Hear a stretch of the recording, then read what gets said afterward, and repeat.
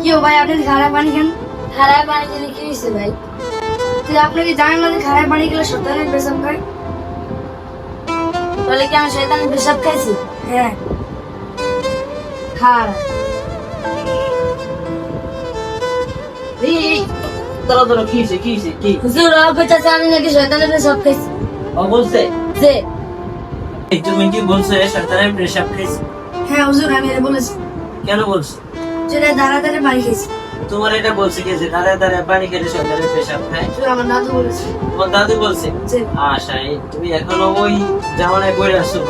হ্যাঁ, তোমার দাদু বলছে যে শয়তানের পেশাব খাইছে, আর তুমি ওকে বললা যে শয়তানের পেশাব খাইছে। না, কেউ যদি দাঁড়ায় দাঁড়ায় পানি খায় সে শয়তানের পেশাব খায় না। হুজুর সাল্লাল্লাহু আলাইহি ওয়াসাল্লাম বলছে যে বৈশা পানি খাওয়া কি সুন্দর। আমরা বৈশা কি করব?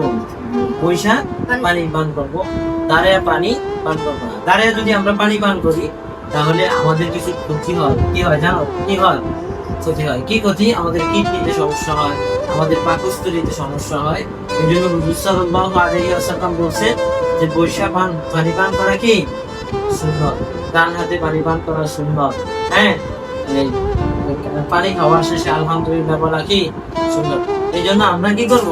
ডান হাতে পানি পান করব, বৈশা পানি পান করবো। মনে থাকবো? জি, আর ইনশাআল্লাহ। দাঁড়িয়ে পানি পান করবানি? জি না। মনে থাকবো? জি ইনশাআল্লাহ। আজকে থেকে আমরা বৈশাখী করবো পানি পান।